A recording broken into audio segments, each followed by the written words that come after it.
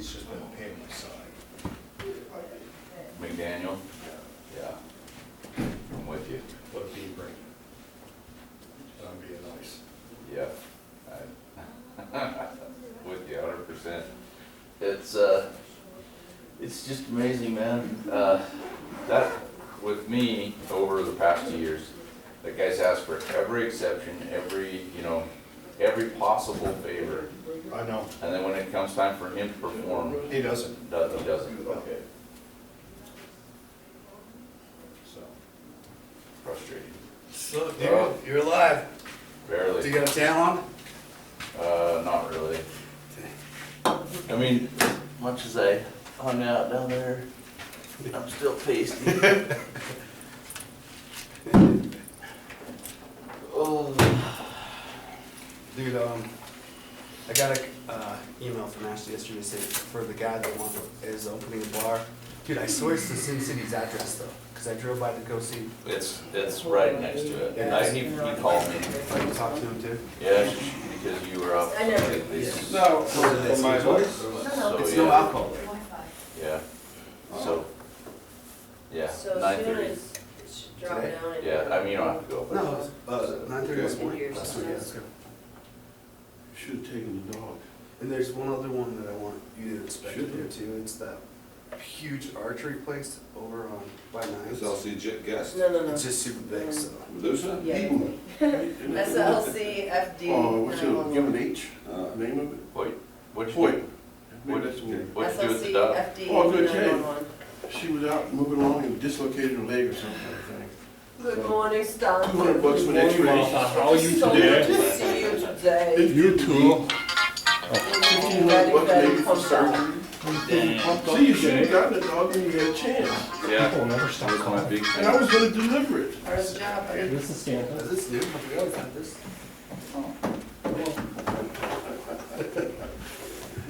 I tried to stay out of this room. Your observation, you can try to, your observation skills are staggering. I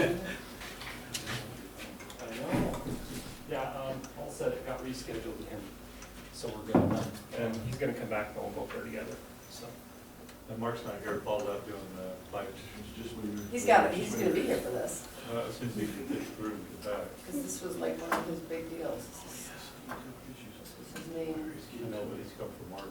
I mean, Mark, that'd be the his wife. Yeah, look at what you- fucking all over. Oh, his wife had it. By Sin City. Oh, really? I didn't even call them yet because it was on hold. That's all right, we'll have to But give nobody's Paul the got- that's microchip. it, so I didn't check. Paul's out doing Yeah, I pipes guess he got his inspections. building but finally hopefully yesterday, he'll so be back like, in. can't What, you did come he today? have a 7 o'clock He one? calls in at 4 o'clock. I'm like, fuck no, I can't. Seven No big deal. o'clock. The, And while I'm we're waiting home, for so the final people And, to straggle, I'm just gonna show you guys a couple of things that you can utilize in the future, because we're doing the same thing we're recording now. So whoever did miss the class, you can have them sit. So these, a lot of times, every one of our classes gets done, and then we put it online immediately, usually in 5 to 10 days. And it's in its raw form, exactly like this, so there's nothing fancy. But what it does have, it does show you that we've done this same class from Seattle to San Diego, Chicago to Texas, and from Maine to Florida. So this is not just your problem, this is everybody's problem. A lot of times after we tell you about what's going on here, a lot of times we'll have you talk to the very same people and say, okay, instead of you basically reinventing the wheel, you basically ask somebody else, you know, what problems did you have, what blowback did you get, what pushback from the political side did you get, and then we also do what's called a downtown walk around. You say I may be doing that with 2 today? Well, it depends on what Paul's got on his plate now, because we have one of our pipes inspectors calling. What else does he have on his plate? All right, 10:30, He's hood got- inspection, He's got a pipes inspection at 10? 10:30 hood inspection. Oh, Paul Just does? FYI. Okay. Well, we'll work it out. We just had a guy call. Well, we normally record what's called downtown walk-arounds, and we apply what you just learned here. We go downtown and just do a block.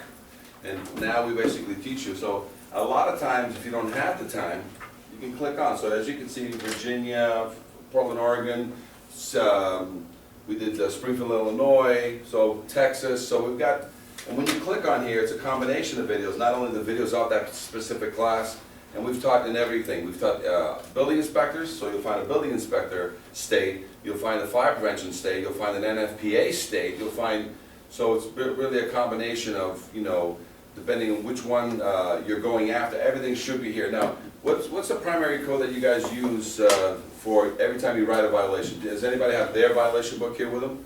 So We just usually pull it out of the IFC. so it's an IFC, okay, so right now, are you 2012 already? Yeah. Okay, so it's, you guys got the spanking brand new code that we're gonna pop up here anyway, so this will be a nice code. I also brought with me, you know, some confidence tests, which we have smaller version copies inside the book. And what we're gonna do is just sort of go over, but this is where your list is gonna be on here. So in the future, just link in, and if anybody, this is a great thing, not only to teach yourselves what is the standard of everybody in the country, but also when you have an owner of a building saying, well, why are you doing this and why should I do this? Or an engineer or an architect saying, why am I doing this and why? Please call for front end. You know what I'm saying? So, that must be this thing. Okay, so this helps a lot in basically getting, so between architects and engineers, they're gonna confront you. So, what we're gonna talk about is just all the codes that are out there. And these, I normally teach a 4 to 6 hour continuing ed class. So I don't know if you're gonna turn this into a class, but normally you sign this class, and because it goes online and you send it to the state, if this is a 2 hour class. You and I talked about that, because we do it through ICC, so unless you're recognized and accredited with ICC. Right, but like you said, send it in. Send it in anyway, yeah, we'll Beg get for- our Beg for rest. forgiveness, not for Are you acceptance. gonna issue certificates? I have some nice, not today, but, Okay, you'll send them in? yeah. Okay. Give you a little So, certificate. you know, I was gonna wait for Orion and Les actually to get here, but just real quick, I'm gonna introduce Cisco with the National Fire Escape Association. This, the code now puts the onus of inspecting these exterior fire escapes on the fire department, on the Fire Prevention Bureau. And we've got a couple buildings that have been of particular concern with us because they're asking for TIs that are gonna involve extensive attention to the existing and potentially to enhancing the fire escapes on these high rises. And as we were digging through the code and we realized that it's now a 5-year requirement for them to get them performance tested, Paul Carey was also doing some work with a building on Main Street. And Cisco here was contacted by the building owner, right? Correct, Doug? Yeah, and then he ended up calling me and sent me a whole bunch of information. I threw it out there for everybody to kind of vet it out and make sure, you know, it was worth the salt, worth having him pay his own way to come out to Salt Lake. Is that a joke? Worth the salt in Salt Lake? Yeah, right. Well, you know, The we do what we can. saltiest guy coming to Salt Lake? So yeah, we want to make sure it was going to be worth our investment to have him pay his own way to come out here and train us. So, anyway, but I'm really thrilled that he's here because for us this is uncharted territory. I'm also going to get with the compliance engine people and see if this is something they can incorporate into their dashboard where we can keep track of who's done their inspections and basically what Cisco's here to do for us is to educate us on what some of these thresholds are and what some of these expectations are and what the codes are that support the testing and so on and so forth. So we've got 2 more people coming from the building department. And Yeah, I'll wait a few more minutes and then we'll get started. So, Okay. But in the meantime, I can ask some questions. You guys, if you have any So thank you specific for questions. coming, first of all. Thank you. Yeah. So Where first of did you all, come everything, from? I'm out of Boston, Not a boss. but I parked my car over there. You know, you can't park your car in Harvard Yard, it's all Can't park grass and your car sidewalks. anywhere. Yeah. But here's what it is. Everything I'm about to teach you, you already know. You just forgot about it. It's all underneath your nose. You're like, it's always been there. You're like, yeah. It all interlaces with all your departments. So, and like anything else, what you have is not me as a backup. You have all these other fire marshals and fire inspectors and building inspectors that you are going to get their name, their email, and their phone number. You just call them and say, hey. Because not to say, hey, is this a good idea? It's not that. Okay, what trouble did you run into? This is a 3 to 5 year program, not a 10-year program like it took in Portland, Oregon, and they finally changed the state code to support a lot of these great ideas. 10 years. So we don't want to take 10 years here, so we're just going to give you the advanced track of what everybody else is doing. Please reach out to them, call them, and say, hey, why, what happened, because you will get some blowback on this, and there's 2 ways you're going to get blowback. from the people that you guys are writing violations to already that don't wanna do anything you're doing anyway, regardless of fire escapes. So that's one blowback, but internally, you have your own departments that sometimes don't know what to do. They know how to write a violation, but then they don't know how to support it or track it or basically watch it all the way through. So you have to make this simple so that it's all a checklist item. That's all we're gonna do. So in this program that we're about to talk about, and we're gonna talk about various cities that you can copy, a lot of this is online. So if you go to for example, go to seattle.gov, you go to la.gov, you go to all these different places.govs, a lot of this information already exists there. So all you have to do is basically just go there and copy and paste and put your name on top, and you save yourself a whole lot of trouble. Then you call them and say, okay, who was the first bulldog that bit you on the leg? Whether it be, you know, an investor that owns half a city block and he's not doing it, and, you know, one of the political buddies that plays golf with the governor or the mayor, and then the other side of it, you know, this poor little lady can barely keep her house afloat. Now she didn't, you know, she's never looked at a fire escape for 30 years, and now this fire escape is a $20,000 problem. So the first thing I teach everybody is, you know, in this day and age, the way you got to attack this is you got to lean forward. Okay, everything you're about to do is lean forward. That way, when somebody trips you and pushes you, at least you're making headway. You're always falling forward. Again, you get up a little bit more. Don't lean back on this one, because if you go like that, they will knock you back into the dark ages. Okay. I have a master's degree in reverse stupidity. I'm 53 years old. My dad hijacked me into the iron business when I was 12 years old. So I know all the wrong ways to fix a fire escape. But it started really with railings, but then I started just getting into fire escapes in the past 15 years.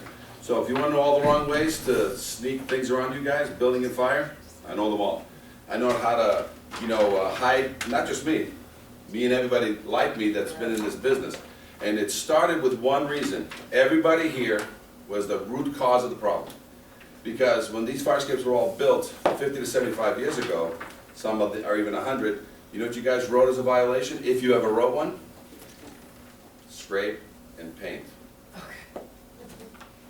So as soon as you write scrape and paint, guess what that owner will do? Even when we show up and say, hey, there's a broken tread that we must fix, he said, no. She said, scrape and paint. And if you don't scrape and paint, just give me a price for scrape and paint, get the hell out, because I have Joe the plumber coming and giving me a scrape and paint. The landscaper guy gonna give me a scrape and paint price, and they don't want a price of fix the tread and some of the other treads that are bad. So because of that, for the past 50 to 75 years, that's what happened. So some of the things some of the things that we're gonna teach you today is you'll never write a scrape and paint violation again. You'll always write inspect, repair, test. I don't know, has anybody ever even, have you? Years ago? Yeah, but I mean, has anybody here even really looked at the fire escapes for stability and, I mean, just a visual inspection? Good for you. On this last one, they kind of brought this to our attention when I was up in Wayne out the high rises. So I went out there, I wouldn't even walk out on it after I leaned out the door, looked down at it. I stepped on it a couple of times from inside the door and hit it a few times hard and said, yeah, that's as far as I'm going. Yeah. Well, we're going to show you some nice information there that belongs to fire, belongs to building, belongs to housing, belongs to health, and belongs to OSHA. And what we're going to teach you is you don't have to walk on these fire escapes ever again, because from the ground or from opening a door, you will determine whether that fire escape has been maintained over time or just been coated with paint over all its rust. You're going to learn that fire escapes rust from the inside out, not the outside in. So that means every time you see a rusty fire escape, all of its connections are suspect because they're rotted from the inside of the connection before you eat the rest of the paint. So we'll teach you that. And we'll teach you that this has always been a third-party inspection, so you're not supposed to be inspecting fire escapes. You're supposed to be identifying 2 reasons to write a violation. Must be structurally sound, must be kept painted. If you get there and it's rusty, there's your violation. The rest will be determined by a third-party inspection. So all you need is rust. Now, if you want, you can look up and see a dangling tread. Well, now you got what's called a dangerous building with life safety issues. Not just life safety issues, because that phrase has been used so often now that you can yell that into a phone, and what do people do? Let me write that down and we'll get to it in a month. But now, the big word now is dangerous building with life safety issues. So that's sort of taken on new meaning in a lot of different places, okay? So let's go over and let's take a look at a couple of things right away. you can go ahead and get started. Perfect. Ted is the glowing example of this building department being here on time.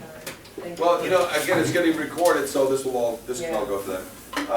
But let's find out what happened with fire escapes and the history of buildings. Okay, you got a 50, 75-year-old building. Usually, when the building was built in the 1900s, 1925, 1950, what happened usually within the 25th to 50th birthday of that building? Did it get new windows? Did it get new plumbing? Did it get new electric? Did it get a new roof? Did it get a new boiler? Did it get new treads on the inside staircase? Did it get new sheetrock? Guess what it never got? The fire escape on the outside, if they spent $1 million, you would have to wrestle them in a back alley with a knife in your hand to get them to give you some money to fix the fire escape on the back. But they were built so strong, and I'll tell you how strong they are. They were built so strong that everybody says, you know, they'll last forever. So many of our bridges last forever. You don't need to inspect them or look at them. They last forever. So what happened was it sort of fell, it became one of the, we call it the bastard child of egress. It's outside, out of mind, gets snow on it, gets salt on it, who cares? So, but now that grandma's 75 years old, she's dropping tenants, firemen, facilities guys, and that's because you're stepping on them. As soon as you step on them, you are the straw that broke the camel's back. So let me tell you why a properly installed fire escape and well-maintained fire escape will never fail. Because it hasn't for 75 years. So majority of your fire escapes out there were properly installed. Now they haven't been maintained. But let's take a look at a typical fire escape, properly installed, properly maintained, why you could never overload it. So the rule is 100 pounds per square foot, right? So 5 by 5, what these guys are on, it's a pretty old picture, right? Look at all these people, right? So 5 by 5, 25 square feet, times 100 pounds per square foot equals 2,500 pounds. You take a 300-pound fireman with all this gear on, 10 of them equal 3,000 pounds, right? Can you get 10 firemen fully suited in the 5 by 5? All right, so let's take half of those guys. 5 firemen at 300 pounds apiece is 1,500 pounds. Can we almost squeeze 5 guys in that space? I think we can. We're going to squish them in there. But that still means there's still another 1,000 pounds more that have to get into those with those guys in order for it to reach its capacity, because it's built beyond its capacity. So why can't fire escapes ever collapse? Because there's no room for you to properly put whatever you think you can put on there. You know what I'm saying? Because people cannot exceed its weight limitation ever. The tenants in the building, you take 20 tenants at 150 pounds apiece. That's 3,000 pounds. Can you get 20 tenants in that space? So a properly installed, well-maintained fire escape will never fail. So any of these parties that you hear nationwide and everybody fell, why did it fall? Wasn't properly installed. No, it was properly installed. Or wasn't properly maintained. Wasn't properly maintained. So as soon as you stop maintaining it, can it fall? Oh yeah, like anything else. Got it? So you guys have some tragedies that we're gonna show you here. Philadelphia, Silver Springs. I think in Colorado they had a death there. A fireman fell in Chicago from a ladder. So we're gonna show those here to tell you when it does kill. Okay. Here's the codes that we're gonna really pound on that you guys didn't realize was there. So you want to make note that out of all the codes, this is all they write about fire escape. Do you think there's a big page write-up on this stuff? There's a big page write-up if you're going to build a new one. We're not building new ones. The law is very clear. Can I build new fire escapes on new construction? No. Now, can I build new fire escapes on old construction? Yes, till the day I die. Why? Because after you've exhausted all means of that barn, that box, that church, or whatever, after you've exhausted all means of putting 2 interior staircases into it, that mansion or whatever, guess what's the answer? Exterior fire escape. Where? Wherever it's needed. So you can build fire escapes till the end of days on old construction, but not new construction. So don't let that, when people say, oh, I can't build fire escapes anymore, we're getting rid of everything. No. That it's actually one of the answers why some of your buildings are still up in the air today, is because if it wasn't for a fire escape, you would not be able to utilize that building. The cost of reconstructing it on the inside and putting in 2 staircases, you'd have empty lots. So fire escapes, properly maintained, so it's all about, it's all about the proper connection, and we're gonna talk about load tests or other satisfactory evidence. Here's what you have. I'm gonna start with the NFPA first, because it says it the easiest. Because all of them say the same thing, but these guys say it the best. The authority having jurisdiction, who's that? Okay? Fire, building, housing, health department. Every one of those people can step in. So who's leading the charge? It's fire prevention, but who is in the background that can pull a load test anytime? So the authority having jurisdiction shall be permitted to approve any existing fire escape stair that has been shown by load test. What's the first thing they want? So everybody take the card I just gave you. If you put that in the back, you're gonna lose it in the near future, but it's called a load test card. Okay? And that means that you've already been told that the first thing every time you walk into any building, that the law says, ready? In order for that building to be open, does it need 1 or 2 means of egress?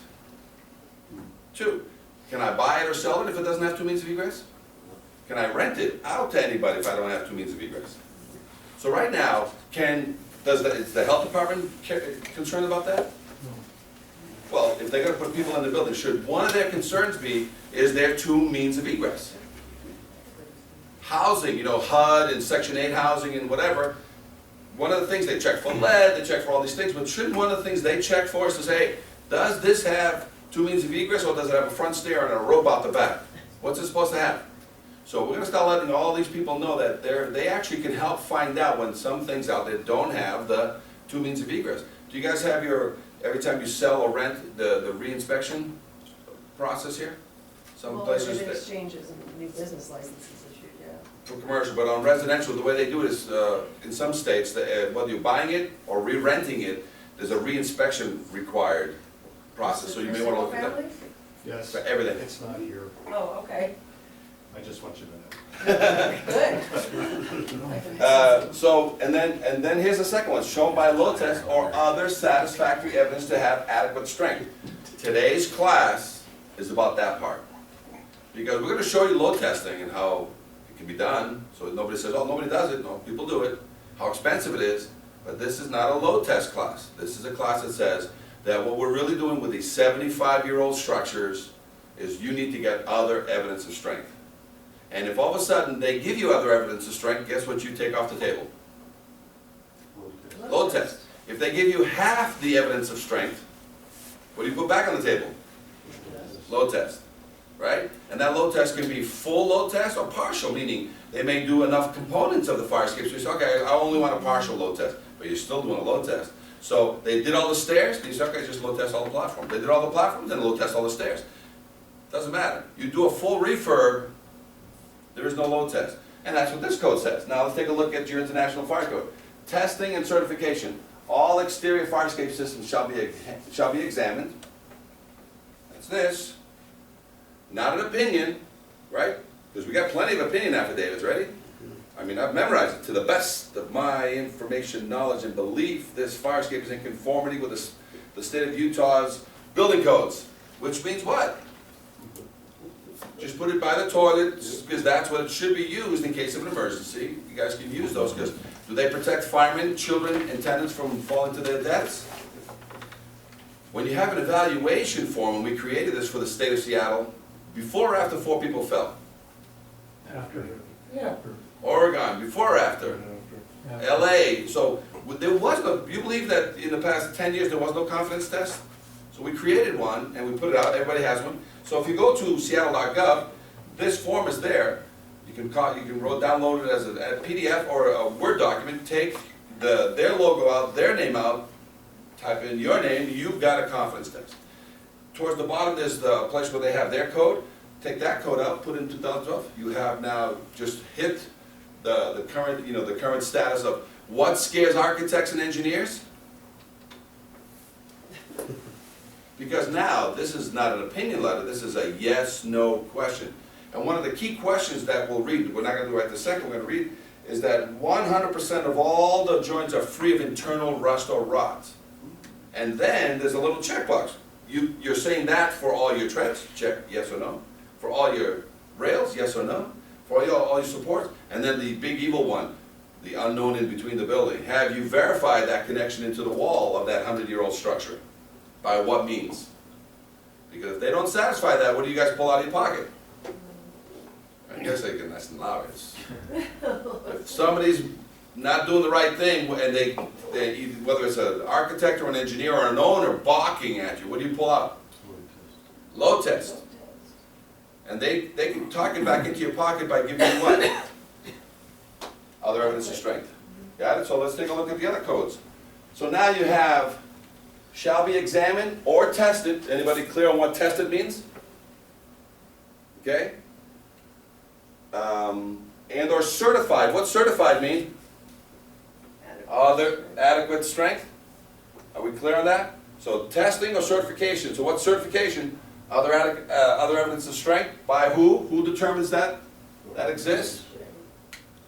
Right? Okay? So, and this is the best thing they've done. This was not here for many years, guys. Every 5 years. And a report,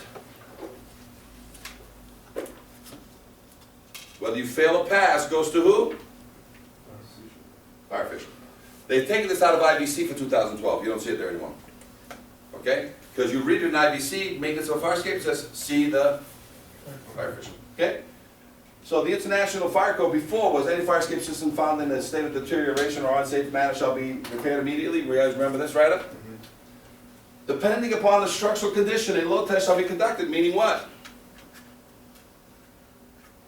Depending on the structural condition. Who determines that? We do. Because you guys used to let who determine that? Third party. When you let third parties rule the roost, what happens? Everything goes amok. Fox is watching their nose. That's laying out. So now let's take a look at the International Building Code. Testing and certification. All exterior fire escapes systems shall be examined or tested. Does that sound familiar? And or certified for structural adequacy and safety in lieu of a load test. Right? So, is this a load test class? We're going to show you a load test. We're going to show you 50-pound bags being dragged around by 7 men from 7 in the morning till 7 at night, so you can have a nice laugh, see how dangerous it is. And does it exist? Yeah. Does it cost thousands of dollars? $3 to $5, $5 to $10,000 to load test fire escape? Yeah. Could you use that money towards bolts and paint? Yeah. Some people don't want to.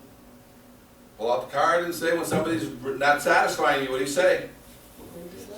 Then let's just load test it. Because you will be bullied by very credentialed architects and engineers. You say, great. To the best of my information, knowledge, and belief, all I need you to do is please fill out this form. Now, here's the funny thing, we teach this class all the time.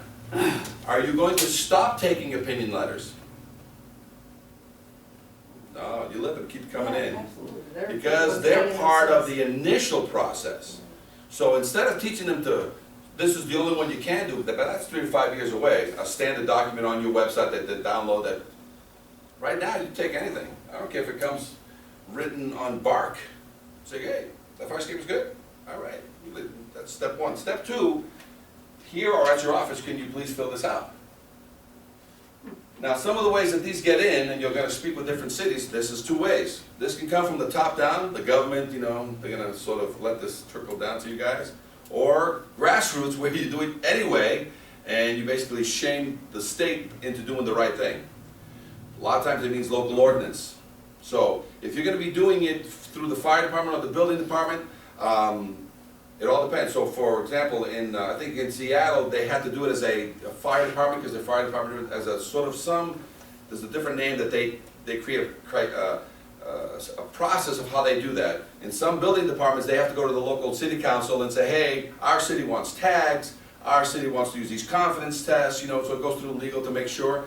And the fact that all these other cities are already doing it, what's that say about legal? Right? That's the first thing your lawyer's going to say, okay, this is fairly new. No, it's done everywhere. Oh, other cities have this? Yeah, it's already on their website, already. Matter of fact, what I'm giving you is a copy of their web, stuff I'm already pulling off their website, like, oh, yeah, this looks great, yeah, just, I'm gonna get my rubber stamp and move on. So we already have the code adopted at a state level. So it's really just a matter of figuring out what you're here to teach us, and that is, one, being able to identify the problem, and then the messaging that we have to be able to convey to the building owner or the tenant or whoever's taking responsibility for the actual condition of the fire escape. What So- we're gonna talk about today is, everybody's already got a lot on their plate, and you need to make this a checklist item. So today, with building, fire, housing, we just need to add a checklist and say, if this is what you need in order to close a permit, if this is what you need in order to close this, not sprinkler, but a smoke detector sign off, we're just gonna add all these things to the back end of a normal process anyway, and you're gonna be asking for copies of what the law says now you're supposed to be doing. So you're not gonna create an inspection program, you're gonna tie this in, you're gonna tie a copy of this to everything that is part of your annual inspections on anything. So as examples, which we'll go into greater detail, you start immediately with just your smoke detector sign-offs. Guess what you need on a smoke detector sign-off? A fire escape affidavit, because the alarm goes off, where do I go? So I need one, I don't have one, so what do you say to that owner? You could road test it or you can- No, you say, well, you need one, go get one in 30 days. And you still finish your process, you sign off the smoke, you let people in, and do what? Because all you did was you just needed a trigger that says it either was a complete sign-off for the smoke or an incomplete sign-off. So you basically say that started a 30-day window to the owner. You don't even have to go back and see what the fire escape, well, you're required, 5-year rule, just so you know. Got it? So sprinkler guys go in and sprinkler test a building that has a fire escape. And the guy submits this thing every year, every 2 years, right? And then you say, hey, you need, as part of the checklist item, you need a copy of the certificate. He goes, I'll ask the owner, call the owner, and go, I don't have one. Okay, he doesn't have one, says, okay, no problem, let's close this. But now it starts a 30-day process for that owner that gets a letter in the mail from your computer, right? Building department, you're gonna see a thing here that says the fire escape is, in Boston, for example, because of the stories we're about to see, they threw the building, the fire escape affidavit on the back end. So you can open a permit, but to close it, guess what you need? For a toilet, for a light bulb, or for a roof, what do you need to close it? A certificate. Yes. One of the problems that we're having out here in regards to what you're suggesting is that nobody out here is trained to certify a fire escape. This building that started this whole project is the one I inspected, and they called Certified Fire, which is guys who do sprinklers. Yeah. And Certified Fire guys have been contacting me, trying to figure out, what do you guys want? Yep. And I said, we don't know. And so he doesn't even know what to inspect in this, and nobody's out there, and I don't know, how do you certify them? He says, Dustin, he's one of the owners of the company, is hiring a structural engineer Right. to get the process started and say, I'm not even gonna consider doing any inspections on there without a structural engineer to do this. And then, which he's a smart guy, and that's probably the right way to go, but I don't think any of us really knows what to tell these guys. These are the backgrounds and parameters. I noticed this page you have in here, the second page has all this, and I'm assuming this might be. That's a confidence test. Yeah, for them, things that he should be aware of and know of, that. I'll cover all of that. So what you tell them is the law nationwide is design professionals or others acceptable to the building official. So design professionals means structural engineers, civil engineers, architects, interior architects, and sometimes in the fire protection industry, people that are licensed in the field. Currently, there's only 2 licenses in the US that have fire escape capability. Boston has one, I have that. LA has one of those, and I have that. And then there's nothing else. So him starting off with a structural engineer, structural engineer, he's following the code. Okay. All right. And the other thing is, most of our guys that we work with, like on sprinklers and stuff like that, alarm companies, these guys have to be certified by the state Correct. to do this. So no, and I don't know, now is the state. So when a structural engineer shows up and gives you this document, he's registered with the state. Okay, So so you're- he'll get a certification from the state to do, Right. be somebody that's qualified to do fire, because I don't know. It's not that they're qualified to do fire escape, they're qualified to look at any structural. So as the code says, design Okay. professionals or others acceptable to the building official. So when the building official reviews a candidate and an architect walks in, hey, you know, I'm an interior architect, I'm gonna sign on this, he goes, well, tell me where your credentials are for this fire escape, what are you gonna do? I'm gonna look at it and make sure there's more paint than rust, you know, and so on. She goes, you're not qualified, I'm not gonna take your, so there's a design professional that she said, I'm not gonna take him. You know what I'm saying? There's a civil engineer that digs holes in the ground, you know what I'm saying? Coming in, a friend of mine needed this thing and he just needed, she goes, okay, so what's your credentials? Oh, you know, I dig holes in the ground, but you know, I'm registered. Goes, okay, well, you're not acceptable. The code is very clear, the design professionals that and or others acceptable to the building official or fire official. So look at it, we're gonna cover, all those things are gonna get covered. Okay. So I'm glad that we have a class here. The only things I need is a clock that says, stop talking to these people, 'cause Yeah. you only gave me so much time. 9:30ish, maybe about an hour. I'm gonna start getting my Gatling gun out here, guys, ready? Okay. So we're clear, you're supported by all 4 codes, right? We got one more code for you that's really gonna ruin everybody's day, that's a general contractor. OSHA, we wanna write this down. OSHA 1910.37 says, during repairs or alterations, employees must not occupy a workplace unless the exit routes as required by this subpart are available and existing fire protections are maintained or until alternate fire protection is furnished that provides an equivalent level of safety. So what's that mean? You're going into a downtown building, 5-story, 10-story. They're gutting out the 3rd floor, but the other floors are all occupied. The fire escape on the back is a rat trap. Right? What's this say? What does OSHA say that you must have in every building that has employees in it? Every place that's not even being repaired, what must you have in it? 2 exits. 2 exits. So if all of a sudden I'm doing some work on the 3rd floor and I gotta knock out the sprinkler system for a week, who must I clear that through? Us. And I gotta go in and say, okay, so how are you gonna maintain the rest of the building? Do you need a fire watch? You know, what are you gonna do to make this safe? Because I'll allow you to continue working on those other floors. I got a dead floor, you know, what are you gonna do with me? Well, if I have a dead second means of egress, guess how the tenants get out for self-evacuation? Guess how you guys get in case there's a problem, before the ladders arrive. Oh, by the way, all the old gray-haired guys in here teach all the new guys that are firefighters, ready? In case of fire, don't use the Elevator. The elevator. right? So that's how bad fire escapes are. The gray-haired guys are telling all the firefighters, what do they tell them? She kind of kept it on, she saw this coming, she was like, I'm not saying it. Say, don't use the fire escape. And those precious 3 to 5 minutes while there's smoke billowing in the building, go to the truck and get a ladder and a real ladder, and what happens to the people inside? What kills them? The fire or the smoke? Okay, so so OSHA says that in fire prevention, and where are you putting fire escapes now? Under what category? Okay, in California, okay, we are under, and my license is under Regulation 4. You want to copy a place? You want to copy an ATM machine? Regulation 4, LA. For fire protection, let me tell you what everybody needs, in LA only, not the state, in LA only, to touch sprinklers, alarms, anything fire protection. First of all, you need $1,000 to talk to you. Then you gotta fill out an application that I wanna get my license. I gotta pass a 100-question test with you. I gotta get an 80.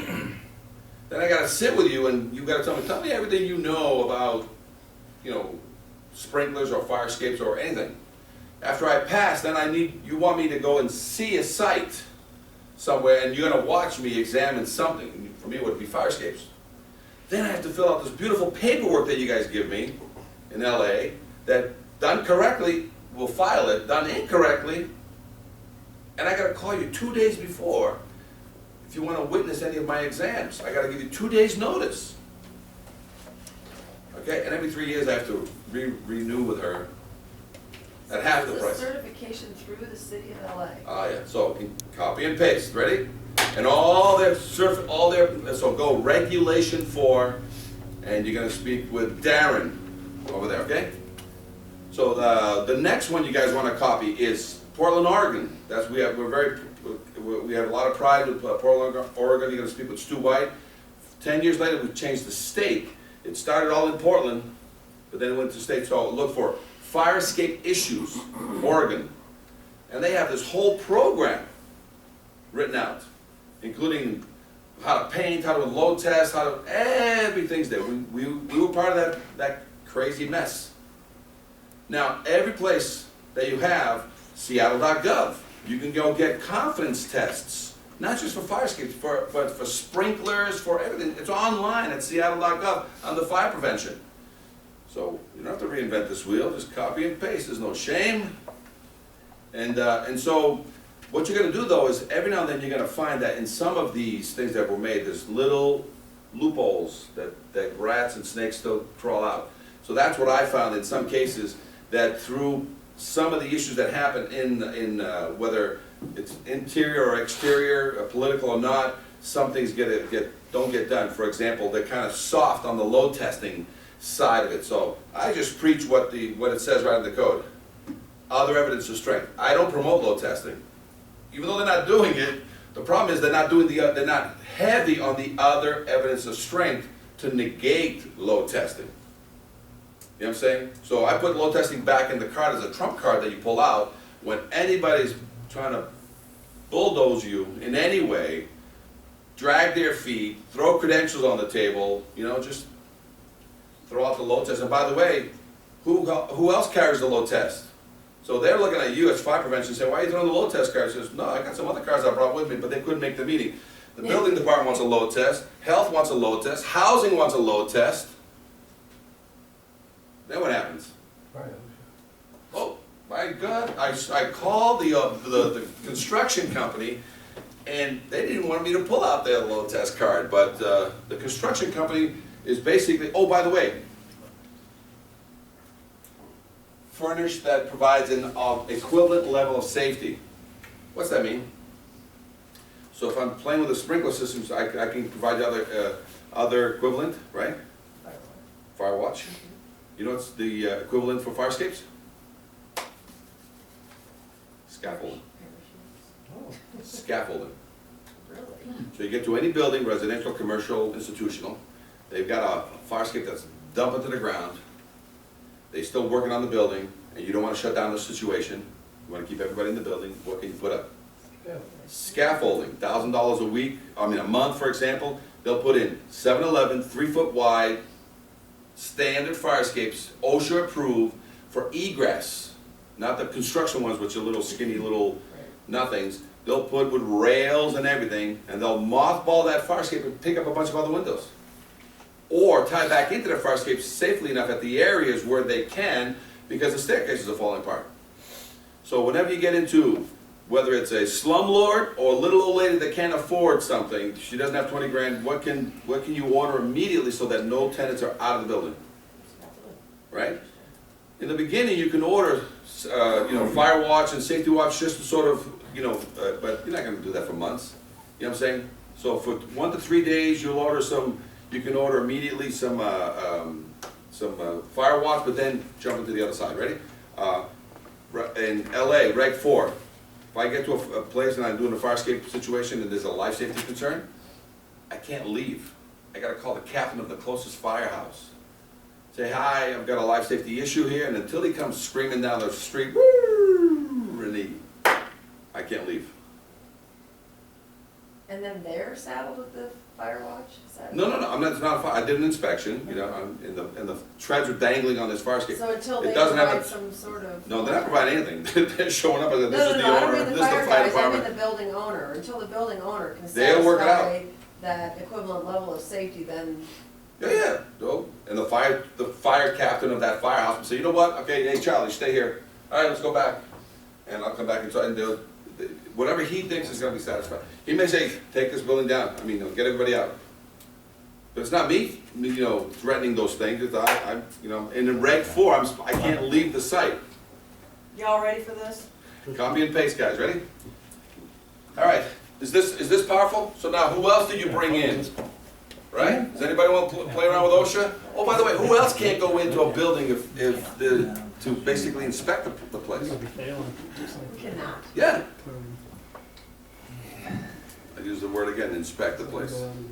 Perform inspections. Who else can't go into a building that doesn't have a second means of egress? You guys. Us, yeah. You guys are not allowed in a building that doesn't have two means of egress. So, you guys are breaking the very law that, I mean, and I've had somebody in a setting like this say, well, you know, we're not controlled by OSHA. I know, but everybody else in that building is. And you're gonna have to be stepping into, you're basically crossing a gray line, but basically you guys, you know, if you get hurt inside that building, for everybody else it's an OSHA problem, for you it's what? You should have never gone into a building that didn't have two means of egress. You already knew all this. So like I said, everything I'm teaching you guys already know. I'm just sort of gelling it all together, like Jell-O with fruit inside. I hate Jell-O with fruit inside. I just like plain Jell-O. I hate it all from it, but- With carrot nuts. All right, you guys remember the Station Night Fire? You guys remember the Station Night Fire? Okay, right after that, in 2003, I told you how long I've been doing this. Since 2003, the Station Night Fire, they killed over 100 people. They wanted to do a news story on fire escapes and how you can save yourself. I told a reporter, I said, listen, over 75% of everything I look at fails. Of that, 50% has life safety issues. She goes, I don't believe you. So I took her to the theater district. I gave her a 15-minute instruction on the obvious, dangling treads, blown supports, and said, that's it. She goes, show me some stuff. I said, no, walk around and you tell me what passes. So in the theater district show, she wanted to do a 1-minute piece. She ended up doing a 5-minute piece. And this is what it sounds like.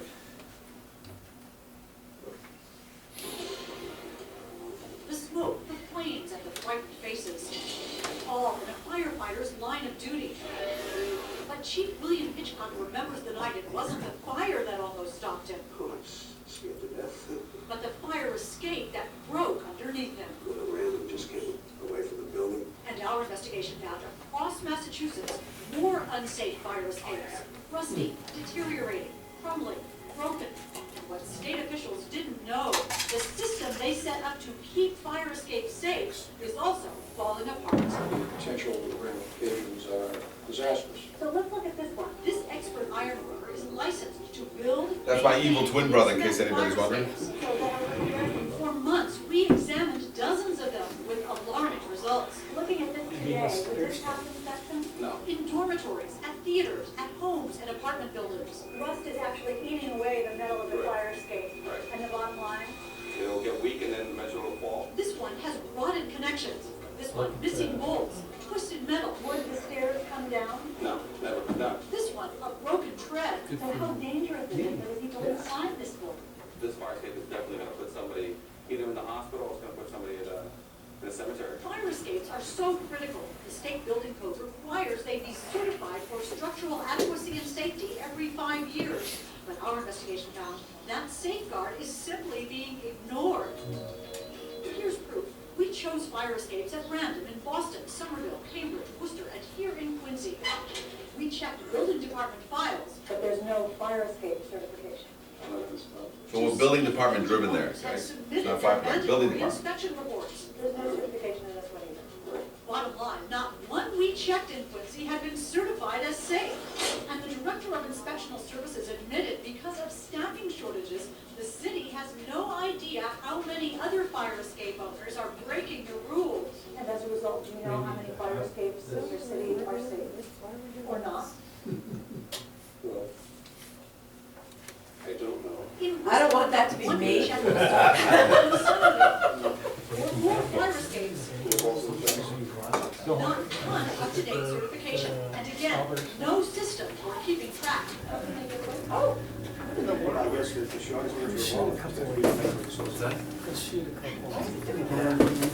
Probably just inactivity, but I don't know. that's ridiculous. I guess that means your time's up. So what am I? You wanted a clock? Thank you very much, Cisco. That was brilliant. You know, this is actually connected to the Yeah, city go ahead hall. and take and a the- break, and guys. the Grab a governor says, bagel, take a what are they learning? No, shut it down. Get trained, guys. Assassinate everybody. The cat is out of the bag. These guys are done. Oh my God, what did we do? That guy's error, I think think we have the foot more to, This wasn't the other cut off. shut down We're gonna do schools. a Very unpopular thing. Starting This one's a good test. So it would've been 8. How's talking about the cream cheese and stuff? Sorry. They can The really strawberries make and it that. for itself, like the last thing we do. That's not a bagel? It's not a little butt. It's a butt- You got the- It's a roll. Yeah, we just have to, it's like powering up again. I gotta talk to Dave about that. Why you yell at me? Baloney. Bullshit. Baloney. Is that? Did you take your honey today? No. Yeah, I just did actually this morning. I know, well, it was a great time to take a telling you. break. Gotta be consistent. Everybody I found hook your up on honey donuts. yesterday. Yeah, I guess, well, Sure. we're bageling. I bet you did. Want a bagel? You could've stopped I that actually one. used it Anything for a fires few back minutes. up Oh, you again? did really? It's good though, huh? A little bit freaked out that you're eating it though. Why? What'd you do with it? Little boy butter in there. Probably nothing I've had before. Do you need to, do you? Boy butter? Baby batter? It's maybe that. Nice. We've lost the crowd. No, they have to go drain the tanks. That's what Double gives it check. Everybody's getting their wine. They're right. They need to drain the tanks. So while we're waiting and everybody's What were sort you of saying? getting on a bagel or such, any quick questions now? What's sort of popping into your eyes now? OMG. The oh my god Yeah, factor? Yeah. definitely. No, Yes. I'm glad this came to light, Paul. This is good stuff. Well, it's interesting, but it's also, when we call like certified fire, Dustin, the one that wants to take on this job, is the only one that is stepping up to the plate of anybody so far because they were contacted by this building I inspected.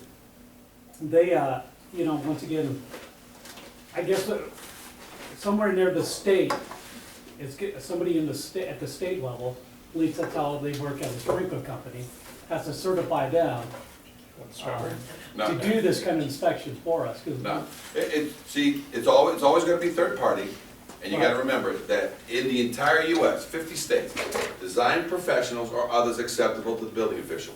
Boom, Period. So period. we kind So of, it's not that a certification in the future doesn't come, it could come. But right, don't let them bog it down now. It's very simple. Your first leader always, okay, is a structural engineer.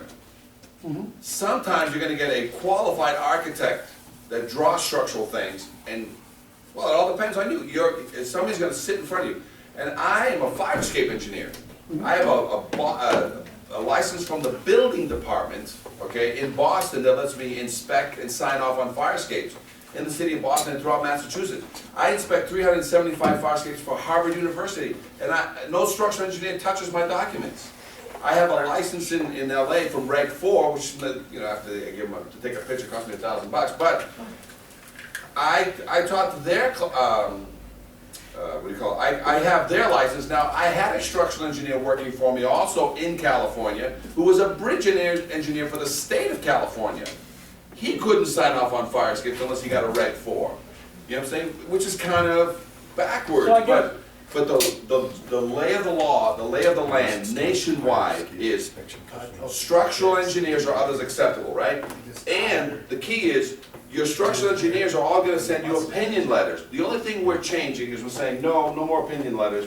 We want assurance. And assurance comes in the form of an evaluation, something that everybody else has done. Everybody in sprinklers has checklists. This is a checklist, that's all it is. I guess I'm maybe not, I think what I'm getting at is basically Ted Hitchon, he's our engineer, and Chief Ellis, she's the fire marshal, it's what they approve for when we go out and do it. Correct.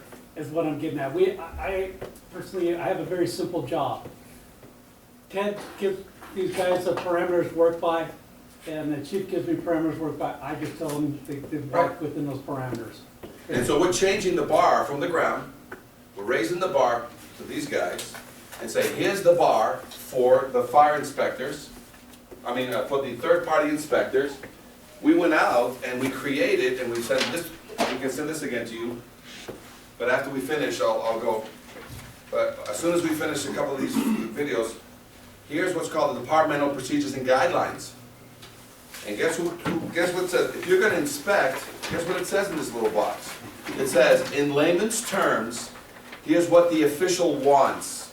If you're gonna fix this thing, here's in layman's terms what the vendor has to do. And if you're gonna paint it, the EPA stepped in, guys. Anybody have any fire escapes older than 1978 with lead on them?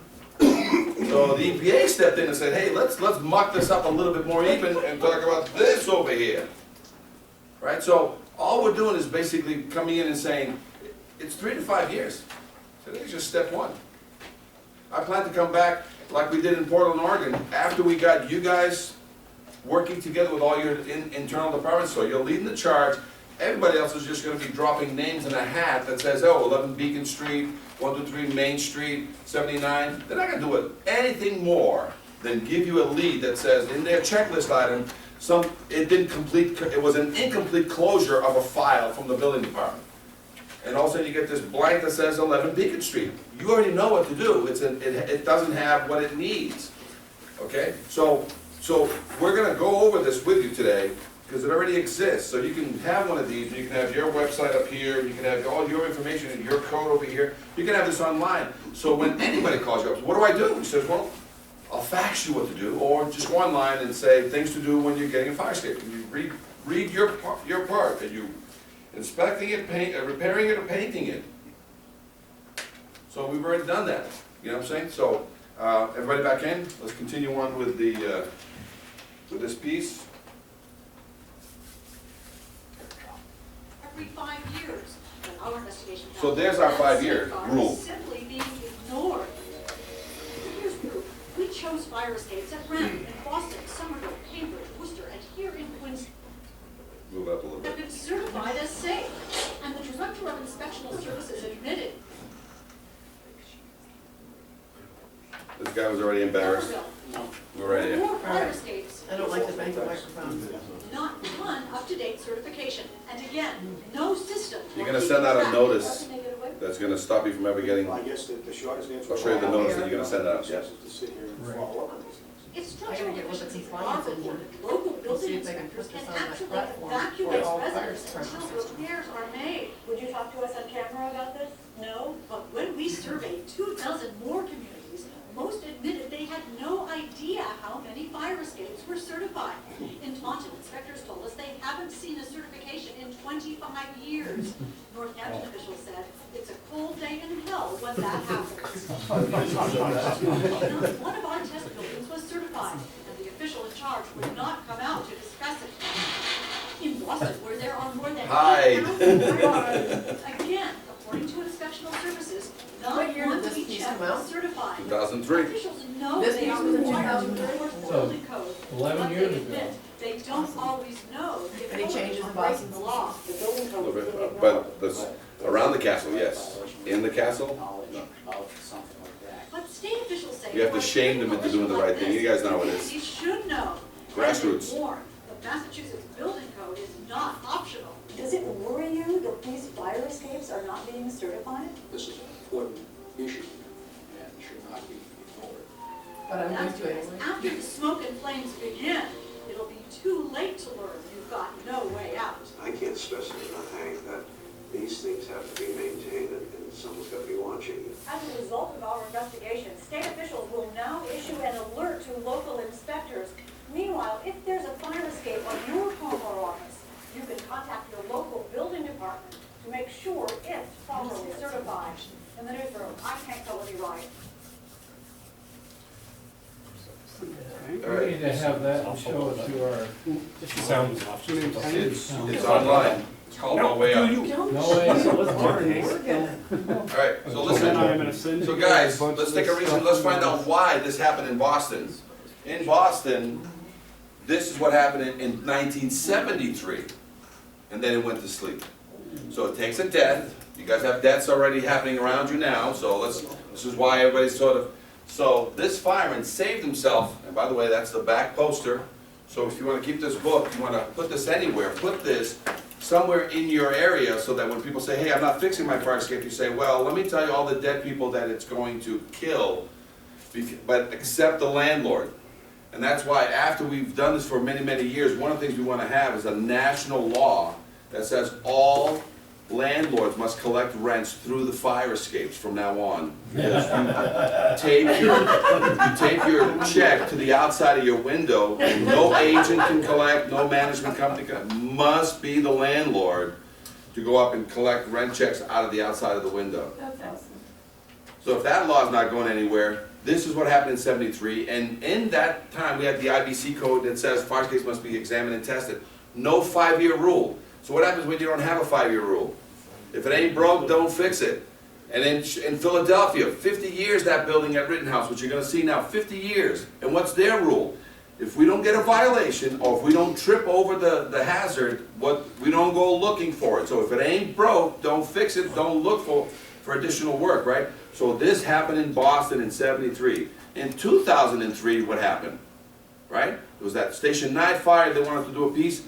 What made them put in the 5-year rule went to sleep. Why? Because fire escapes are the bastard child of egress. It wasn't a checklist item. You have to purposely go look for this.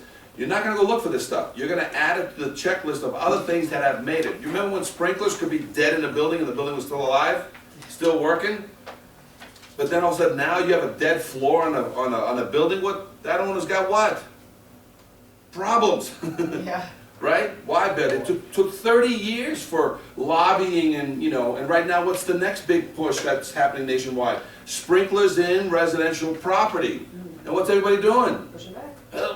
You know, Yeah, pushing back, that's an understatement. Got it? So these things occur, so we're not gonna cure this thing overnight, but we're gonna lean into the wind, right? So this is what happened. 30 years later, we're doing this, right? So, and then he won a Pulitzer Prize for this photo. But she died, her niece landed on her, but look at all the pieces. This is 4 stories. And this is $1 million area right now. You try to rent in that area, she fell from the 4th story. $1 million. The place down in Philadelphia, $1 million. But not the fire escape. $1 million rent, but what about the fire escape? That they were out just having a birthday party, having a smoke. And 3 people fell, they all survived, 1 died later in hospital. Why did it fall, guys? Not properly installed? No, maintained. Not maintained. All right, so. Witnesses say it sounded like an incredible explosion when the fire escape from the Philadelphia apartment building suddenly collapsed. I think she's a vampire. NBC 10 cameras were there as a friend holds on to one of the victim's hands, who is apparently conscious as the victim is placed into an ambulance by medics. KYWTV reports a man who was critically injured and 2 women were rushed to local hospitals. Police believe the bolts of the fire escape appear to have been rusted and dislodged from the brick wall of the apartment building. The victims fell more than 30 feet to the ground, and now the incident is under investigation. Worth noting, the complex is more than 100 years old, and even on Philadelphia's historic registry. Local reporters are all pointing out the city's licenses and inspections department hasn't filed any violations in the past when it comes to the old building. 50 years. So Sunday's collapse came without warning. Neighbors say the 3 victims, reportedly all in their 20s, may have been partying on the fire escape landing. Partying, that's what caused the collapse. They were Partying. drunk, that's what made it come down. Beer, excessive beer load. The cake did it. Excessive beer load. Oh, the fire escapes. Right? This is me at the site. I happened to be inspecting in the area. 2-3 days after, I had a call from Philadelphia, not related. So I went to the site, and this is what I found. Is that this piece here, which this is the back, used to be up against the building. These 2 brackets here used to be going to that 4th, 5th floor up there. Now notice when I zoom in, does that look like a place that is inhabited? And it used to be attached. It's all boarded up. So This staircase. their 4th floor is an attic space that's they've been ignoring. Anyway, they rent the rest of the building, but And that platform up there also had a bracket which is now laying inside the floor below. So they either were going up to that upper floor or they were on this fire escape. And as soon as it let go on this side or up above, which looks like it's all blown out. So they climb up to that? no, they would stare. They would stand there and hang out having smoke. Tore away and fell down, or Through bolts gave way. This was actually a double or a triple failure. One of these legs is sitting on a bracket like this, and it's up there. You can see it on the floor below there. See, there's a bracket right there. Fire escape CSI, guys. Piece that's like the wall. There's a hole in the wall used to be. It's a new reality show coming to a Yeah. TV station area. To that corner,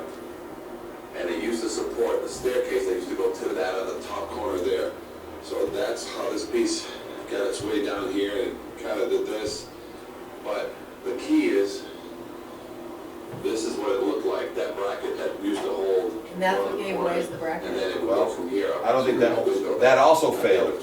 What failed was the through bolts through the building, they rotted out. This release or And they that dropped. release, it pulled away and brought this with it, or if this failed first, rust line. and then it released the remaining piece, but I believe everybody. Oh, yeah, everywhere. Up above on And this. they didn't evacuate the building, so even though this was missing, they kept the building active. Single bolt with an angle on the back, so this down here represents that there's an angle along the back, an angle along the wall. What you need to do is Okay, and this Show platform is this pretty to shoddy, but basically fire creating a corner CFP. supported only by this Well, brace. yeah, This brace goes into the more building. eyes. And so should that corner, I'm gonna show you another one. We'll send you a bunch of this stuff, don't worry about it. So, just so you know, I've taught the line guys, I've taught 400, basically, in the city of Elizabeth. We taught in a 1 week time, we taught everybody what to look for and not get on these fire escapes if they don't have a tag on them. So we're gonna go through some ideas. Right now, you have all these hand grenades everywhere, so everybody's right, and here's one of the main reasons. A lot of it has to do with what's rotting inside the building. A lot of people don't know that the veneer of a building, this is called the veneer. This veneer can be wood, vinyl, aluminum, asbestos, could be anything. So your brick buildings, this is not the structural. The structural is this crap in the back. It's usually 2 or 3 layers of brick or masonry. That's where everything ties in. Then they skin it with a beautiful veneer, and that could be anything, brick, wood, steel, whatever they want to put. But here's the indicators. You start looking at buildings and you see rusty tears coming out, that means there was water getting back there, and this is where it gets in, right there. See that little crack between the two? The parapet wall is broken, water drains for years, and it rots the inside. This is a 20-story building. And look at all the rot, okay? And all the things. So now this is what you have to do to go in there and fix it. You know one of the things we're going to teach you today? We're not going to go in there and fix this stuff. You don't need to. You let sleeping dogs lie. But next to one of these connections, which I'll show you in a second, 6 inches over, I'll drill a 3/4 hole, epoxy a new epoxy in there, let sleeping dogs lie, because this costs like $500 to go do this stuff. At every connection on an old building, if you don't disturb all the bricks. If you can't find the matching color of the bricks, and a 3/4 hole next to it, then you mechanically fasten back to the connection. Now what do you got? 200%. The master is the original, now the new one, and this one becomes the slave to the support. Got it? So, but on the that only amounts to 3% of the connections. The other 97%, what do you do to those? You change every fastener on a fire escape connection. Remove 100% of all the rust. And again, every fastener is just on the major structural. The pickets and everything else and the little scrolls, that's minor structure. You don't need to change those rivets and those little screws. But all the major rivets and all the major square head bolts, they all get brand new, silicone shut and encapsulated. Have I met your other evidence of strength? Are you gonna order a load test on me? So in lieu of a load test, you give me other evidence of strength. So the burden on any architect, engineer, repair guy, owner, is to come to you and say, hey, I've refurbished this 75-year-old structure to avoid the load test. If they have not met your satisfaction, you may not pull the load test question, but he may. And vice versa, he may accept the dollar. Thanks, great, thanks buddy, we're gonna play golf this weekend, right? All of a sudden, you spoke with who? Oh, he's easy on you, you guys play golf. Load test. Right? So there's double checking there that can happen because somebody's not satisfied. There's several people you have to satisfy. So this is one of the biggest issues. The outside bolts everybody can see. Okay, so every fire escape you walk by, you see square head bolted rivets, means what, have they been maintaining it over time?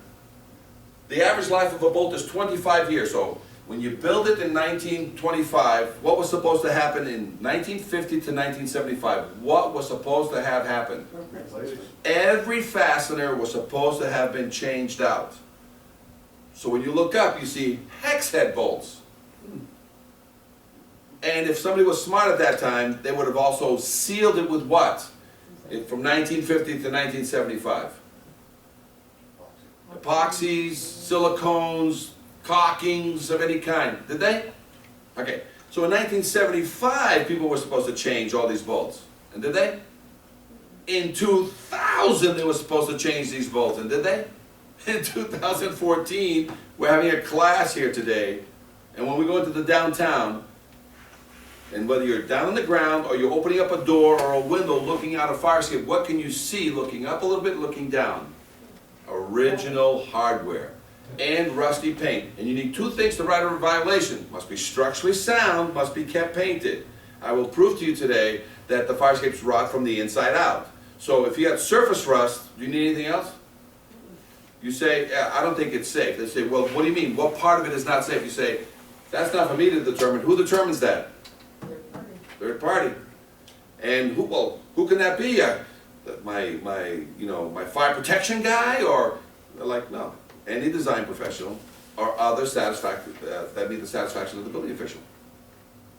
So they will come out, and in some cities, they have what, for example, Portland, they have what's called, anybody can join it. They have a approved list, an approved vendors list. So that means anybody that's an engineer, an architect, they can just apply, approve, and you guys don't approve any of them, you know what I'm saying? You say, pick any one of these guys can help you out. So, and then the onus is on them, because they're gonna fill this out, is that the idea? Yeah, you guys don't fill that out. In No, Seattle, you got every pass or fail must be, one of those must be submitted. So when you. So they're basically putting their seal on this, Oh, yeah. saying, There's a space in the as, front. right, okay. So that's what you receive. And if you read on there, it says, that's an evaluation, it's a yes, no. It's not an opinion, it's a Right. yes, no. And they need to seal it, but there's certain statements that are being made on there that are yes, no. So you're getting an assurance, not an opinion. You're getting an assurance that there is no rust in any of the tread connection. And if the guy goes, dude, there's 287 treads, he goes, oh, you better get going. Yeah, but I only charged the guy $400. He goes, great deal. You're a bargain twice the price. All right? The next one, you better readjust your scale. You know what I'm saying? Because otherwise, if I walk a little bit on this fire escape and I take a peek and I see original hardware, what do you pull out, guys? Nice and loud. Low test. You look out and you see any rust in any connection that somebody already painted over, what do you pull out? But how can they stop the low test? Because if they're done, everybody's already collected their checks. What can they go back and do? They can verify it. They go back, right? Yeah. Like you say, come on, guys, look, I see original hardware, and there's still some rust that you guys just painted over. What do you do about the rust stains on the brick? And I guess you just reassure that they've done the connections the way that you were demonstrating? Exactly. Or, please open up your building, your 100-year-old building, and hope all the bricks don't fall while you're doing it, so nobody's gonna do that. They just needed an answer other than this crazy 500, so, is it 500 or is it $75 to put a through bolt in it, you know? Colorado Springs. I was just walking up the street to get to the bus stop, and the cops were right there, told me I couldn't come this way. Police say the victim and several others were working on the roof of this privately owned building when the man fell. He may have fallen a distance anywhere from 15 to 20 feet is what's being investigated right now. Tragically, the man died on scene. It's believed he fell from the fire escape and not the roof or a window, although how it happened is still unknown. That's what's being investigated right now to determine the actual cause of the accident itself. Right now, police say the death is not criminal and is being called an industrial accident. There were several witnesses, individuals who were working with the What year deceased was party. Last month. Witnesses in this Yeah. investigation. Colorado Springs, January. Feel bad for his family. I mean, Philadelphia, January. prayers and that's- Firemen, January. Others in the area expressing similar concerns and well wishes, visibly distraught by the day's events. I mean, I can't even imagine it just coming out to do your job one day, just fall off of the building. Like, it's really sad.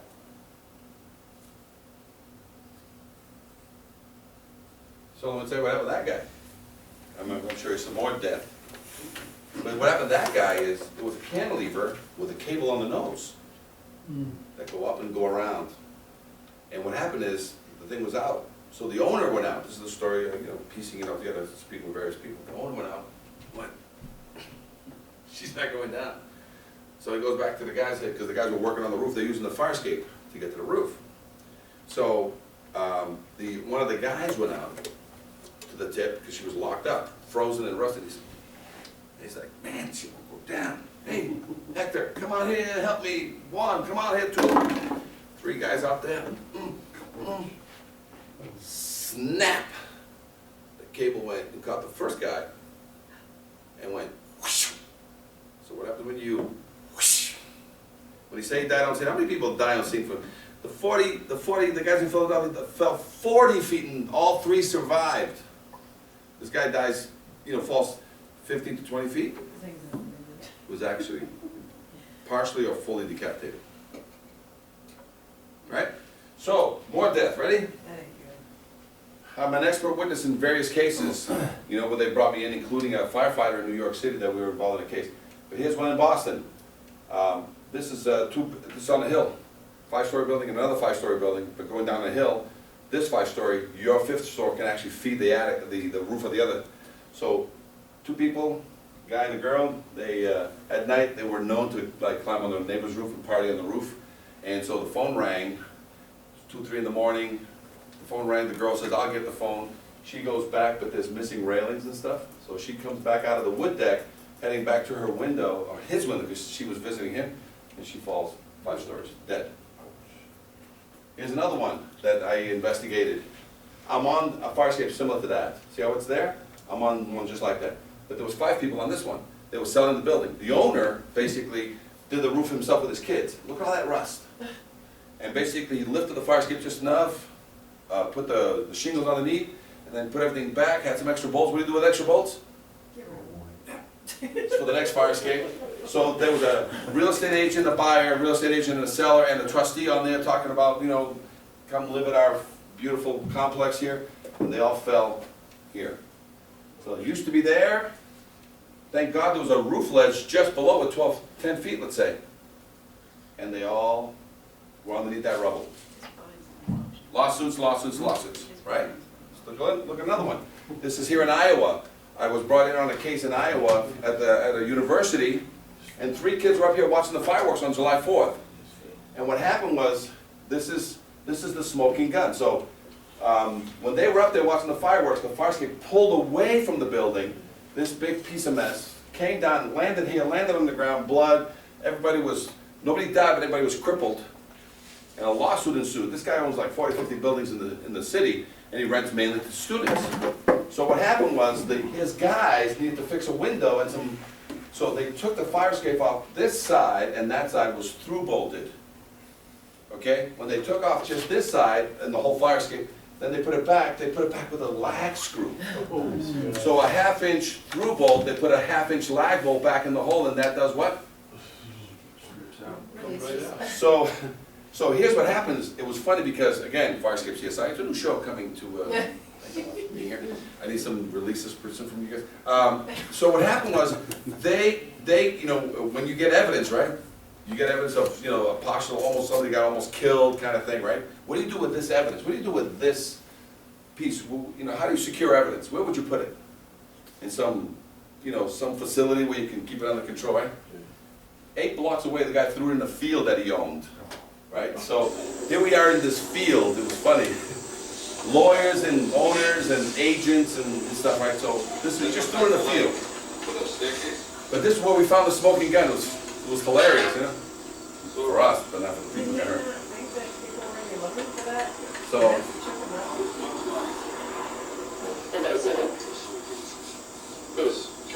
Do you mind, gentlemen? That means it's a lawyer speaking. All right. So we found the smoking gun. It was funny. This actually fits perfectly. How it traveled from the place and just got thrown in the field, and it didn't, because I knew what I was looking at, and that was basically. So they put it back, right? They put it back, and they put it back with a through bolt. But then they put a leg on it also, and you'll appreciate this as a building inspector, on pressure treated wood or right on the shingles? Right on the shingles, right. There was no legs here before, so they put some new legs on there, right on pressure treated or on shingles? Shingles, right there. And in the corner over there, there's a place for you to tie it in the corner, the staircase into the corner, because it kind of wraps and then goes to a stair, Did they put bolts back in that? So that day, when I got there, I was actually able to grab that down here. Lift it.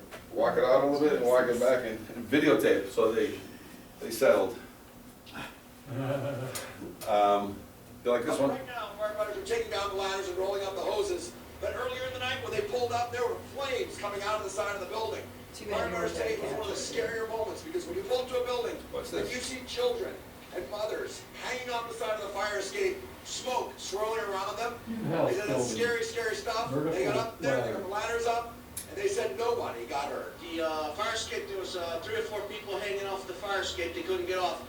They were just on the fire escapes. I had people hanging in the fire escapes at the rear of the building, and on this side of the building, we had a bunch of people on that fire escape. About 50 people were displaced inside this building. Our firefighter said there's good news tonight. It looks like everybody will be allowed to go back in, except the one unit where the fire was in. They said Everybody back belong in. to them tonight. I'm Bob Wilson, on the scene of Bridgeport, News 8. Got it? Everybody back in. So, they had everybody evacuating, trying to evacuate, and everybody was stuck on the fire escape because the ladders wouldn't come down, including an 8-year-old little girl, which they were able to photograph. How many of you trained your 8-year-old little girls how to basically operate a fire escape and jump 10 to 12 feet to the ground? Right?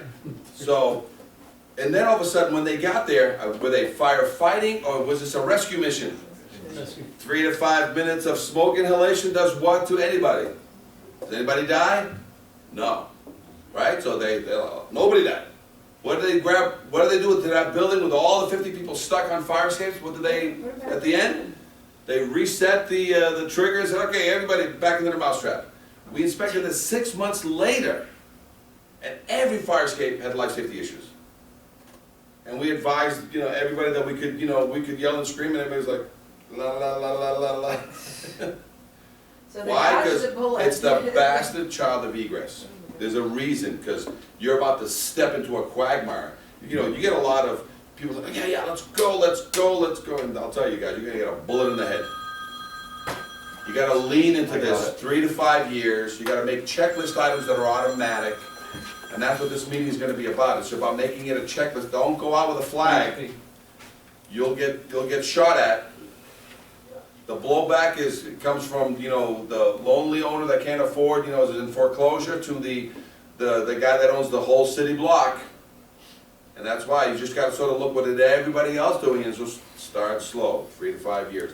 And like we did in Portland, Oregon, after we have everybody sort of here connected, who we have, what the next class is?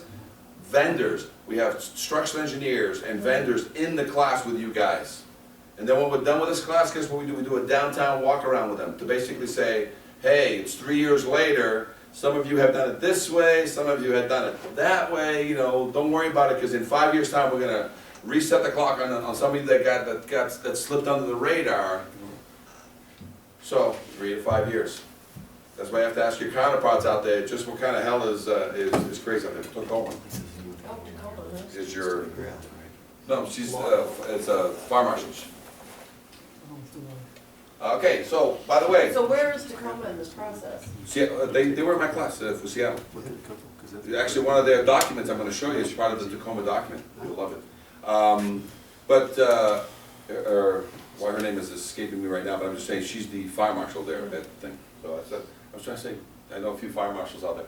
By the way, it also kills vendors. Our Chicago guy, his dad was 57, 7 stories he fell to his death. This is not his father, but doing exactly this, fell 7 stories to his death. OSHA doesn't require them to tie in? Well, again, this is not a shot of the situation. But I mean, Yeah, we harness up when we're on fire escape check. Not everybody does.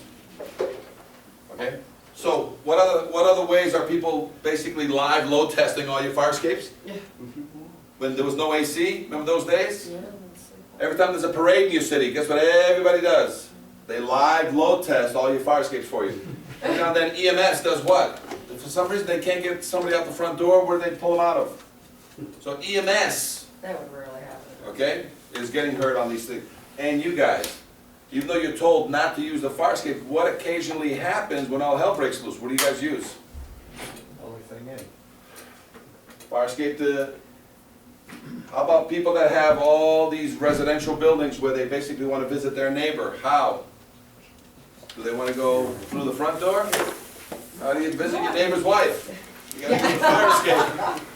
Photographs and people using it for shots of this kind. How about all you students in a non-smoking building? What are they using? To grow their tomato plants.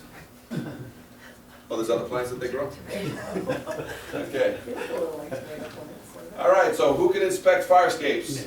Love a good tomato. Right, you asked this question, the law is very simple. Design professionals or others acceptable to the building official. So engineers, architects, city officials, they think you guys are inspecting fire escapes. Okay? Because they tell us, hey, he only said that tread, don't find anything else. So they start telling us what to look for in what. Fire escape inspectors, 2 licenses, a Boston license and an LA license. And can they cross over? Many times they do. But I've had many times when I'm in Michigan and the city official there says, no problem, I'll let you inspect, do everything.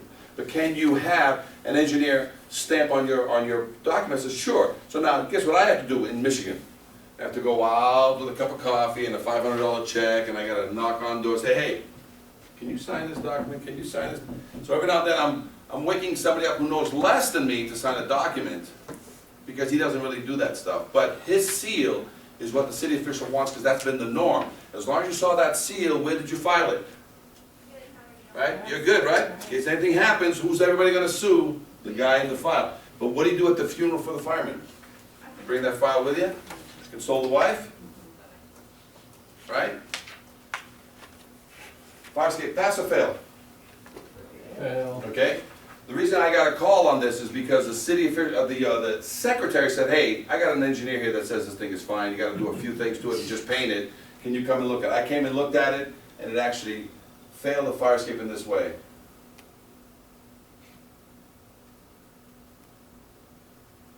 He has 4 recommendations, which means fix 2 treads, paint it.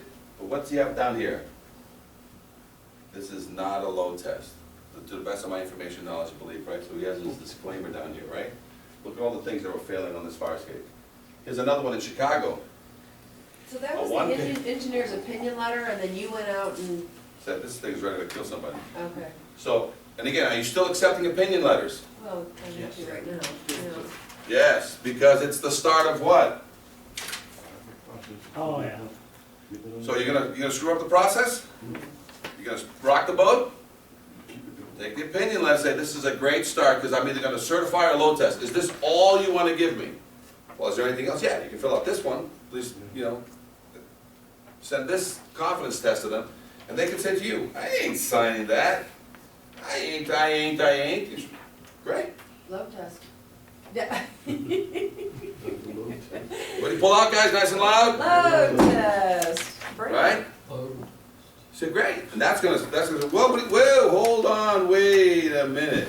Nobody does load tests. What do you say? Yeah, we do. There's a few crazy people out there that, We do now. we'll fly them in. We'll fly them in. We'll fly them in. So here's a fire escape in Chicago, about 150 apartments. All these, the guy says, just paint it, we just need to paint, fix a few things.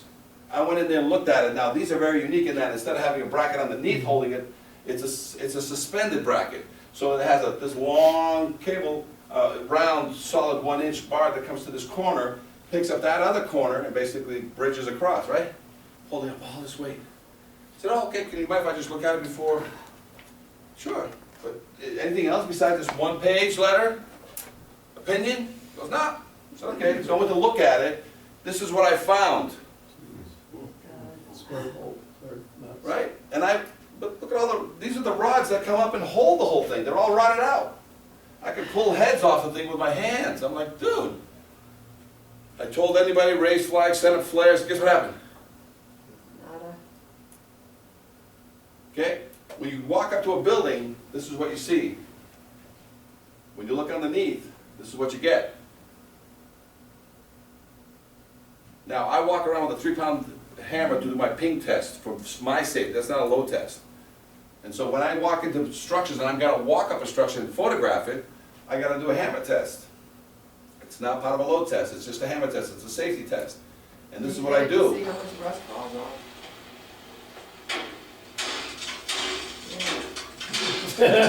Whoops.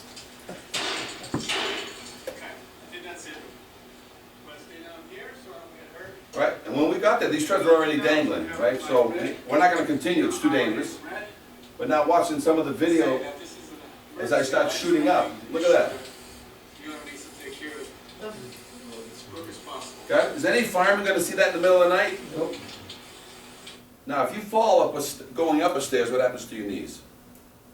You fall backwards, right? It falls in the right direction. But when you're going down and your foot goes through, traps your legs and you keep falling forward, what happens to your knee? You snap it in the wrong way and you'll never work as a fireman again. So here's all the codes, okay? So let me just do one thing, because we're gonna talk about the code. I just wanna see. 5 Master Street. Yeah, that could do it too. All right, we're gonna go a few more slides forward, right? And then I'm gonna go right to the book and just answer all the questions because it's a very short class. Like I said, normally these classes, and you can hold one for your region and have this class again 3 to 6 hours. So we can talk a lot about fire escapes, but what I'm gonna do is a few more slides, and then what I wanna do is get into this book and say, here's all the answers, here's all the states that are already doing it, and we can do this already for you so you can already start from the get-go, and you wanna become what's called a pilot city. And the pilot city all says is, we're willing to try it, we're gonna do it over the next 3 to 5 years, and we're gonna see what kind of blowback we're gonna get, because in some cases you need to do this a lot slower than you think. And you start only with commercial, and then you work your way towards institutional and residential. So we'll go over a few ideas. So, anybody clear about the load test card that you've always had in your pocket that you didn't know you had? So not just one person, there's 4 people with these load tests. Here's what they look like, right? We're gonna go over those in a second, so we can make a model. So when you download from Seattle, you gotta just change your logo, because it's a PDF or a Word document, change your address there, done. Somewhere in it, you can basically put your, we can do this for you, but you can put your code here, which is now the new code. That's it. That's all. Now you've got an industry standard document. Does it need to go through legal? Well, you send them a copy of something that already went through legal in Seattle, you're saying, but it's always good. But it's not just these guys came up with confidence tests. We helped them make this up, right?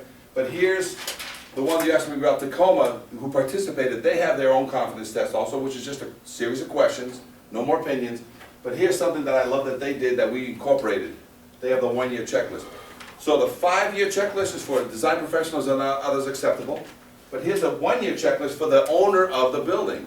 And you do your 1-year ownership inspections, but here's the best part. You ask the owner to basically fill out one of these every year for you. And he has these questions. Bolts and supports are not damaged, meaning anybody smack into this thing, is anything fall on this thing? He's gonna say, pass. Paint is good condition, what's he gonna say? Pass. All moving parts and ladders and windows are operational, he's gonna tell you what?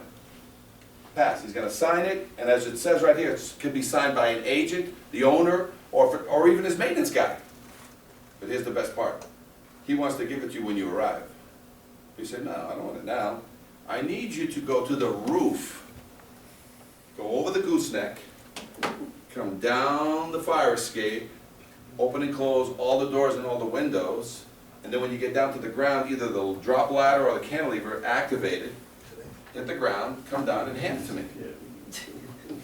Now, it doesn't have to be the owner, it could be an agent, so it's not like, oh, they'll never do it. The owner doesn't have to do it, he has an agent, so he can hire a fire protection company to do this, but somebody every year is checking the batteries on what? On the system, that's all. And it's not a big, huge cost of the 5-year inspection load test, what is it? And by the way, if you refurbish a fire escape, you know how long you put off the load test question for? 15 to 25 years. Because I will be giving you other evidence of strength for 15 to 25 years to not load test. But 25 years later, when these bolts that I replaced today, 25 years from now, what is going to start coming up as a possible requirement? Load test, right? And so what does somebody 25 years from now have to do to that building? Change all the fasteners and do what? Reset the clock and do what? Okay? So I like this, what Tacoma came up with, that she came up with, and I kind of like it. This is what you're going to go online, when you go to Portland Online, go on the fire escape issues. Look at all the write-up they have, of all the procedures, repairs, what kind of paint to use, and what do they have? They have a checklist item. Some of the questions we have is the same questions they have. So you want to make up your own? Get a collection of questions. This is what scares. Now, Seattle has, every fire escape must have a tag. Okay, so just like your elevator has to have a tag, every fire escape in Seattle must have a white tag put on by a third party. Guess what tags they put on? Yellows and reds. The third parties also put on yellows and reds on the building when they examine. But during your fire pre-plans, guess what you guys have all the guys do when they're doing pre-plans in the downtown? Stop putting up tags, because over the next 3 to 5 years, are you certifying fire escapes, or are you just identifying them and their current status today? You guys remember the program you went to look at every fire hydrant to see its current condition? Every old fire hydrant, you know, after a while, some of them were leaking and not working when you showed up. So you guys created some program that was done in 3 to 6 months, and you just basically took everybody that you could use, trainees, firefighters, and you guys basically had them just go throughout the whole city and find what? Every fire hydrant. And then once that was over, what was done? Stop, right? Then you had a maintenance routine way of checking out. We do it every year. Find every fire hydrant? We test every plug every year. Perfect. We need to